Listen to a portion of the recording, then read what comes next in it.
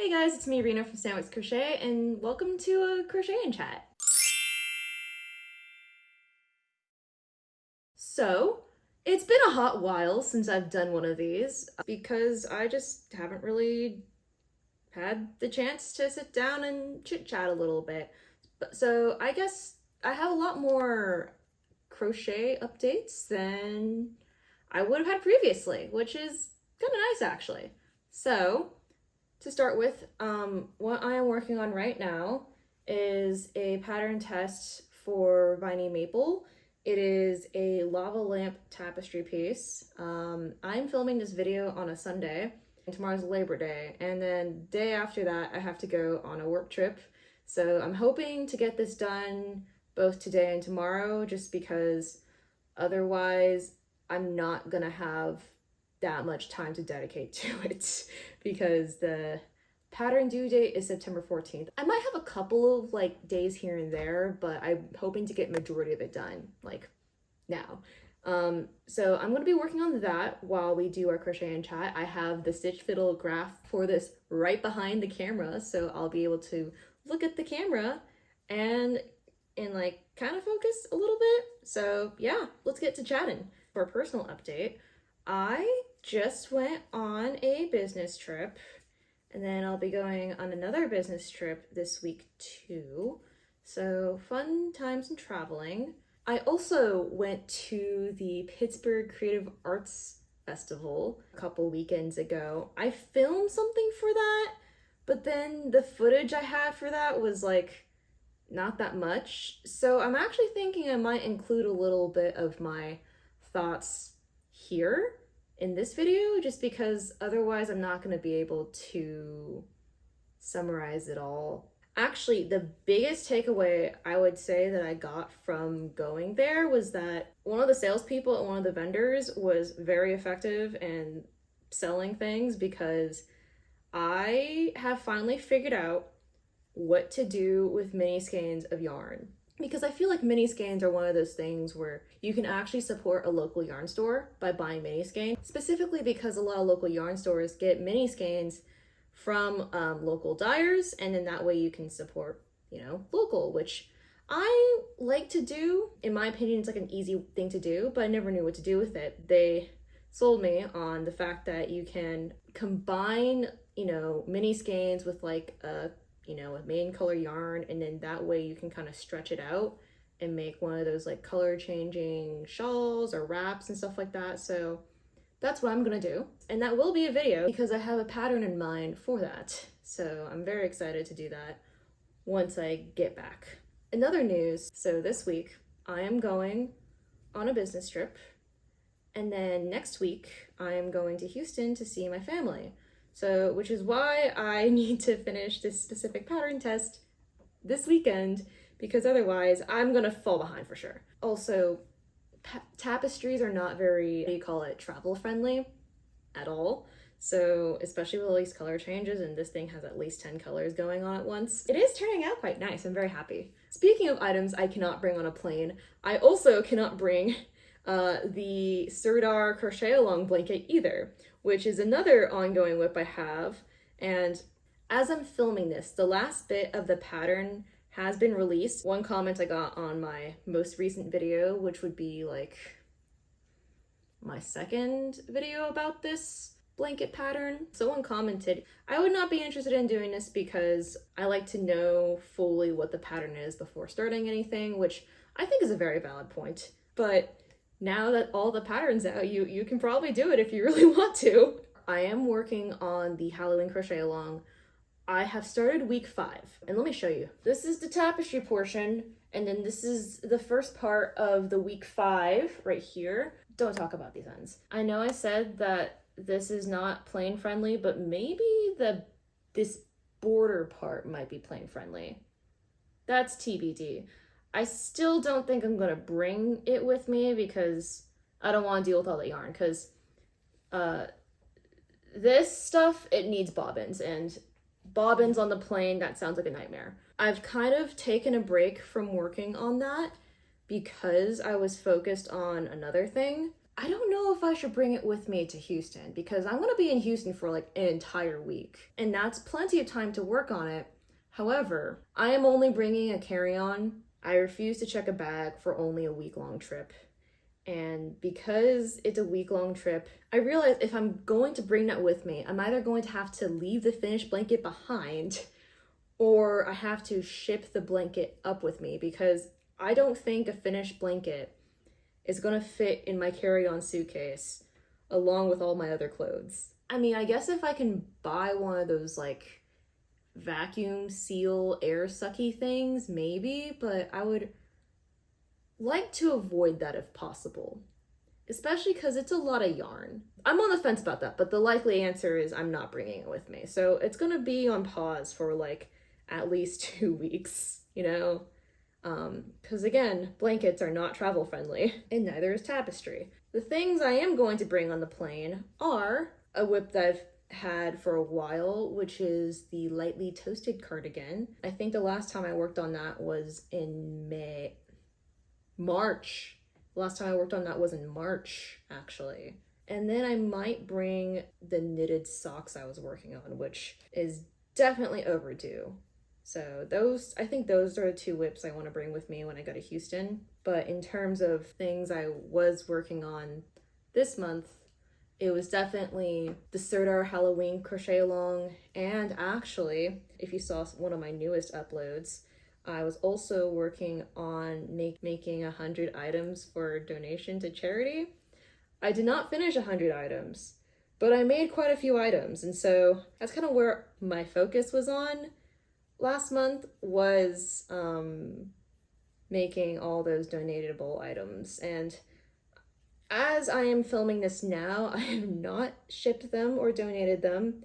I probably won't ship them until maybe next Friday because the post office is definitely closed tomorrow. I will say, if you ever want a stash buster, I highly recommend crocheting or knitting for charity. You will get through quite a few skeins of yarn. Most charities prefer if you donate acrylic yarn items, but there are a couple of charities that will take wool items. Just think about it, just saying. The primary reason I decided to make all those items for charity was actually because August 31st, according to my history on YouTube, was the day of my very first upload onto this channel. So I have now been on YouTube for 1 year, which is very interesting. And I'm gonna be honest, I'm genuinely shocked that I kept this up. I think especially with folks my age and younger, they want to be influencers or YouTubers. People have this desire to kind of show off what they want, their interests, and have other folks validate it. And that could be a good or a bad thing, right? There have been multiple times I've wanted to show off like the things I've done and things I've made, but I've always been kind of too much of a scaredy cat to do it. Now I'm actually doing something about it. I think maybe the reason why I wanted to do it was because crochet was a little less intense of a community compared to like, you know, other communities. Another thing I'm interested in is K-pop, and I don't want to deal with the K-pop community, honestly. They're a little bit too intense for my liking. Also, I'm like 30, okay? Like, it's not the same, right? Obviously, people on crochet social media are much younger these days. I think there's a good blend of ages on crochet social media. They range from like pretty old to pretty young. I think that's a fun balance in some extent. Like, I'm not as into some of the micro trends of crochet social media as like the younger folk are. Older people doing crochet things, it's like a local knitting club. Especially for someone like my age, which is 30, I'm no longer considered young, even though I was there during the formative years of the internet. I don't fit in with the young people because I refuse to go on TikTok. So obviously I'm not as up to date with like all the micro trends of TikTok and all that stuff. And then on the flip side, you know, of like, you know, there are other communities of crochet where these folks are much older and just a different group of people in their craft. It's kind of odd seeing if I could find people my age. There are a couple of them. I am mutuals with some folks who are about my age. It's interesting because I'm very familiar with the internet as a culture, but also like the new culture of the internet is very interesting, both in good and bad ways. And that goes from like talks about overconsumption or just like micro trends like Labubu's, for example. I know where it came from. I'm familiar with it. I just think it's dumb. I'm starting to show my age, aren't I? I'm just rambling at this point. Dude, the ends for this are gonna be wild. You know, I originally had a plan to like film like a challenge video where I tried to make this tapestry in one day. I'm not doing it. Mainly because there wasn't much to show, and that's kind of how I feel about some of my ditched video ideas. Like my vlog going to the Pittsburgh Creative Arts Festival. I'm like, yeah, like I have footage, I just don't feel like I have that much footage showing, especially with the Arts and Crafts Festival, because I couldn't really film there. Like they don't allow you to film in the vendor halls, and I want to avoid that kind of awkward interaction too. So, but yeah, I just kind of want to get on here and chit chat a little bit about what I've been up to. I will throw in some of the footage I have of the Creative Arts Festival because it feels like a waste to just throw it away, in my opinion, because I did have some fun thoughts about it. Hey guys, it's me, Rena from Crochet, and today I'm gonna take you along to me going to the Pittsburgh Creative Craft Arts Festival. I don't really know what to expect. I just know that it's indoors in a hotel, and I did some preliminary searching. I know they have vendors, and they also have like classes and, you know, a couple of community volunteering things. I looked at the classes. I personally am not really that interested in them, but they have all sorts of classes for like knitting, sewing, crochet, needlework, you know, stuff like that. The one thing I know I plan to do when I'm there is make and donate soap sacks, because the organizer is actually going to be there and doing a whole community crochet / knitting session. I actually have quite a few soap sacks with me right now. These empty bars of soap are my goal of how many soap sacks I want to create while there, which is about 6. If I can beat that, that'd be even better. But I have this, it's been sitting in my room for a while. So if I can, I'm going to donate it. I was planning on donating it to them anyway. They're there, they're gonna be making soap sacks and donating it to a local charity in the Pittsburgh area. And there are a couple of other local businesses around too, so I'm just gonna see what's there and I'll kind of give you my recap afterward. So yeah. Okay, I am back from the Pittsburgh Creative Arts Festival. So because I wasn't able to do a lot of filming and vlogging while I was there, because I was busy looking at booths and stuff, I think I'm just going to give you a little bit of a verbal recap of how the festival was in the first place. So this is the flyer, located at a double tree in like the outskirts of Pittsburgh. When I got there, there's a woman who was also going to the same thing I was, and she was like, yo, I didn't realize there was a hotel here, because this is like a middle of nowhere kind of area of Pittsburgh. It makes sense because hotels are convention centers, but hotels are kind of pricey as a venue for the most part. And this event is a 3-day event. So they're there for the entire weekend, just like doing things. I personally was not interested in doing the classes, but a lot of folks who were there for the classes, and that's why they got pre-registered badges. I just paid at the door with cash, and it was $15 for a day pass. And for me, that's like perfectly fine. Look, I went to an anime convention earlier this year, and that day pass is still $70, okay? So $15 for a day pass in cash, nothing. I was there primarily to kind of look around, see what they have. I also wanted to stop by the sack booth to drop off the soap sacks I had to donate and make some soap sacks while I was there. That's kind of how I spent the majority of my time. I basically went by the marketplace first, where they had local yarn vendors and other like crafting related vendors there. They were selling yarn, notions, tools, like quilted things, sewn things, all sorts of stuff. It was really cool. The marketplace was really nice. It featured a lot of local businesses. Then I went to like the booth where they had more community-based crafting, and found sack and just donated my soap sacks and sat down and made 5 soap sacks. They had people, donating their soap sacks, but there were also folks making soap sacks at the table, and she provided tapestry needles, cotton yarn, and crochet hooks, and like a basic pattern for you to follow. The one thing I thought was very interesting, and I'm really glad that I did it, is that they had a little scavenger hunt right here where basically at every, like if you go into all of the vendor booths at the marketplace and look for like these little things hidden around the booths, fill out this form and then like bring it to the front and they give you like a prize. And I thought that was really interesting because it encourages you to actually look very carefully at each of the booths because they are hidden in certain places. They hide those things. I ended up filling out this form was that I filled out some, and then there's a lady who was also doing a scavenger hunt too,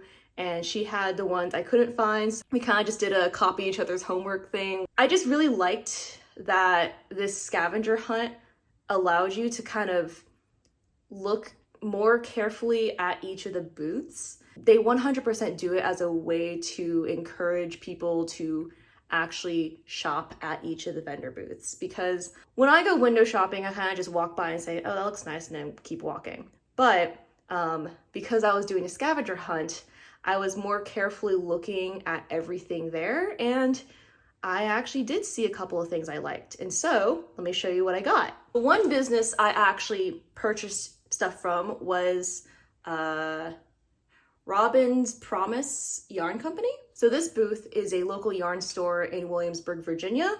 And what caught my eye was that this booth had like a variety of different mini skein sets and like kits showing a variety of like knit and crochet using all the yarn. And honestly, a lot of the yarn booths were similar in that regard. They had all the yarn they were showcasing and the things you could make with it. It was really cool. One of the sales associates actually convinced me into buying something because normally when I see mini skeins, I always want to buy mini skeins, but I can never like figure out what to do with them. But anyway, I bought this teal mini skein set. It's called a Study in Teal with 10 different mini skeins. I was telling them, I was like, I don't really know what to do with a lot of mini skeins. I think they're so pretty, but I could never figure out what to make with them. The owner, she showed me her Ravelry listings of what mini skein projects, but 2, the associate actually said, what you can do is combine them into kind of like a assorted color way where you have one main color and then you have like, the mini skein colors that you can just that can just like kind of blend it all together. And so I bought 2 of these. And I'm going to have this be my main color and these be my like mini skein kits. So I'm thinking of making a shawl of some sort because I think just looking at these colors, they're gonna be so beautiful. So I'm really excited. And then this was my prize from the scavenger hunt. I got a mini skein of this fingering sock yarn. And that's it for my adventures at the Pittsburgh Creative Arts Festival. I would say overall it's a pretty good festival. I would say it's a good like kind of day trip, honestly. Like obviously the festival is going on for 3 days and some folks really seem to like the classes. So I think that's why they wanted like the multi-day passes. But for me, I think 1 day is perfectly fine, sufficient. It satisfies at least my need too. So it was just really nice to see like a variety of different local vendors. One plus is that it was inside and air conditioned. And there was plenty of parking. So, because a lot of times with convention centers, you can never find parking. So I appreciated that this smaller local event had parking and air conditioning. So that's nice too. Another off-topic thing is that I decided to wear this top, which is my check mesh top. The pattern is by Liz Arts and Crafts. I wore this to a, crafting festival, and I got a lot of people saying that they really liked my top.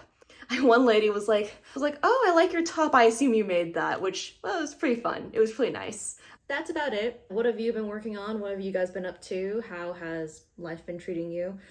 Actually, my question for you, because I want to get some ideas, what do you buy at a local yarn store? Do you buy yarn? Do you buy tools? And if you happen to buy mini skeins, what do you make from those mini skeins? See you next time. Bye!